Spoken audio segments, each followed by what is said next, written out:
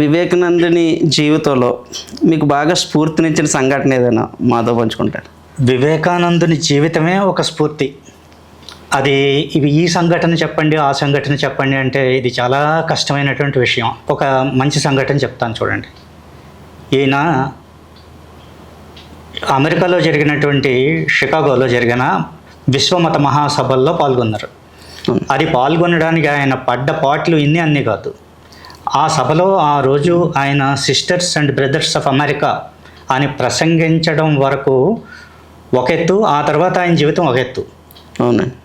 అక్కడ ఆ ఉపన్యాసం ఇచ్చే వరకు హీ వాజ్ నోబడి. ఆయన ఎవరు ఎరగరు, ఒక సన్యాసి మాత్రమే. కాకపోతే ఒక ఇంగ్లీష్ మాట్లాడే సన్యాసి అంటే కొంతమంది ప్రత్యేకంగా చూశారు తప్ప. షికాగో మత సభల తర్వాతే స్వామీజీ గురించి తెలిసింది. అవును. ఆ మత సభలలో ప్రసంగించిన తర్వాత స్వామీజీ ఇక ప్రపంచానికి అంతటికీ ఒక సైక్లోనిక్ మాంగ్గా పరిచయం అయ్యారు.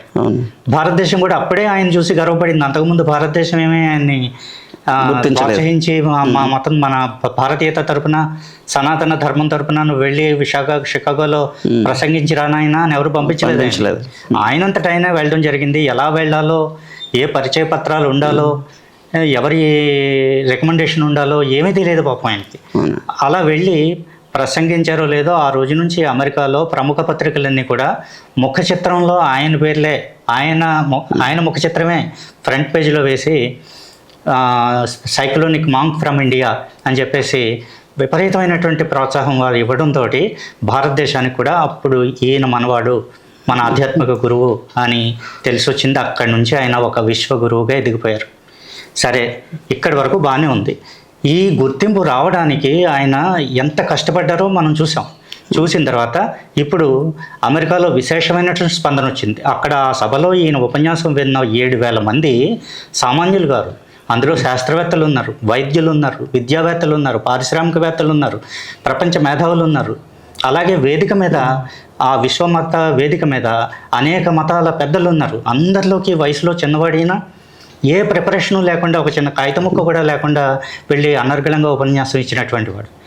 ఎంతటి మహావిజయం, స్టాండింగ్ ఓవేషన్. ఆ టైంలో లేచి నిలబడి చప్పట్లు కొడుతూనే ఉన్నారు. Sisters and brothers of America అని తొలి పలుకులైన నోటి నుంచి రాగానే 2 నిమిషాల పాటు తప్పట్లు మారుమోగిపోయాయి. ఆ తర్వాత ఆయన ఉపన్యాసం పూర్తయిన తర్వాత మళ్ళీ తప్పట్లు అలా కొడుతూనే ఉన్నారు. ఎంత పేరు వచ్చిన తర్వాత ఇక్కడ చూడండి, మామూలుగా ఇతర వ్యక్తులైతే ఎలా ఉంటారు, స్వామి వివేకానందకు ఉన్న తేడా చూడండి. ఇది మనం మర్చిపోలేనటువంటి సంఘటన. ఆ రోజు ఈయనకి అమెరికాలో ఉన్నటువంటి కోటీశ్వరులందరూ కూడా మా ఇంటికి ఆతిథ్యానికి రండి అని చెప్పి పిలిచారు. సరే, ఎక్కడో చోట బస చేయాలి కదా. ఆయనకు ఒక మంచి రూమ్ ఇచ్చారు, వసతి ఇచ్చారు. ఆ రాత్రి ఆయన ఎవరైనా అయితే విజయ గర్వంతో ఆ జరిగినటువంటి దాన్ని మననం చేసుకుంటూ ఆనందంతో నిద్రపోయి ఉండేవాళ్ళు, లేదా దాన్నే నెమరు వేసుకుంటూ తన విజయానికి ఉప్పొంగిపోయి ఉండేవాళ్ళు. కానీ ఆయనకి ఇచ్చినటువంటి హంసతూలిక తల్పం కానీ, ఇంద్రభవనం లాంటి ఆ వసతి కానీ అది ఆయనకు ఆనందాన్ని ఇవ్వలేదు. ఆయన నా భారతదేశంలో మండుటెండలో రెక్కాడినా డొక్కాడినటువంటి జీవితాలు ఉన్నటువంటి నా భారతీయులు అన్ని కష్టాల్లో ఉంటే నాకు ఈ హంసతూలిక తల్పాలు కావాలా, ఈ ఇంద్రభవనాలు కావాలా అని కటిక నేల మీద దిండు వేసుకుని పడుకుని రాత్రి తెల్లవారులు నిద్ర లేకుండా గడిపారు ఆయన. అంటే చూడండి, ఒక సామాన్య మానవుడి కోసం ఈ దేశంలో ఒక కుక్క పస్తున్నా ఆయన బాధపడే స్వభావం. అలాగనే ఎవరు కష్టాల్లో ఉన్నా కూడా ఆయన కన్నీరు పెట్టుకునేటటువంటి స్వభావం అయింది. He's a man of kind brain and an intellectual heart. Different. అంటే ఆయన హృదయం అంతా కూడా మేధస్సు ఉంది, ఆయన మేధస్సు అంతా కూడా హృదయం ఉంది. ఆ విధంగా చూడండి, ఒక పాత సినిమాలో ఒక పాట ఉంటుంది, ఆత్రేయ రాసిన పాట. బుద్ధికి హృదయం లేక హృదయానికి బుద్ధే రాక నరుడే ఈ నరజాతిని నరకం చేశాడు అంటారు. అలా ఇక్కడ బుద్ధిని, హృదయాన్ని రెండింటిని బ్యాలెన్స్ చేసుకున్నటువంటి వ్యక్తి స్వామి వివేకానంద. ఆయన అంటారు ఏమని, when there is a conflict between your heart and brain, you follow your heart. ఎంత గొప్ప విషయం చూడండి. అది చాలా సాదాసీదా విషయం కాదు. మేధావులు ఎవరు కూడా అంత తొందరగా అంత ఫ్లెక్సిబిలిటీ ఉండదు. మేధా సంపత్తిని ఎగ్జిబిట్ చేసుకోవడానికి చూస్తారు తప్ప అవసరమైతే లోకక్షేమం కోసం తన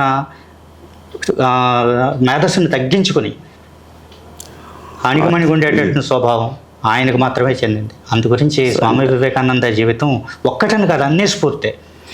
ఇది ఈ తర్వాత ఆయనకు వచ్చిన అన్ని ప్రశంసలే. అందులో ఒక భాగంగా ఒక నీగ్రో అమెరికాలో వచ్చి ఆయనకి స్వామీజీకి షేక్ హ్యాండ్ ఇచ్చి అంటాడు అతను, స్వామీజీ అంటే స్వామీజీ స్కిన్ కలర్ చూసి, మన భారతీయుడు కదా ఆయన, అవును. స్కిన్ కలర్ చూసి ఆయన కూడా సాటి నీగ్రో అనుకున్నాడు.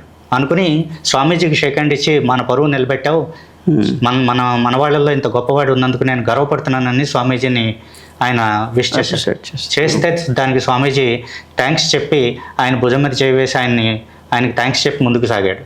కానీ నేను నిగ్రోని కాదని చెప్పలేదు. అప్పుడు మనలాంటి వాడు ఎవరో అడిగారు అక్కడ, స్వామి ఆయన మిమ్మల్ని భారతీయుడు అనుకోవట్లేదు, నిగ్రో అనుకుంటున్నాడు, నేను భారతీయుడిని, నేను నిగ్రోని కాదని మీరు చెప్పొచ్చు కదా అని అడిగాడు. ఎందుకు చెప్పాలి? అలా చెప్పడం వల్ల నేను నీకంటే నేను గొప్పవాడిని చెప్పుకున్నట్టే కదా, నేను జన్మించిందందుకు కాదు, అందరూ నా సోదరులే. అతడు తనవాడిగా నన్ను ఓన్ చేసుకున్నాడు, అతని ఆనందాన్ని నేను ఎందుకు పోగొట్టాలన్నాడు. అది ఆచరించి చూపించడం, అందరూ నా వాళ్ళే అనేటటువంటిది ఆచరించి చూపించే స్వభావం ఆయనది. అటువంటి మహనీయుడు కాబట్టే ఆయన జీవితం మనకి స్ఫూర్తి.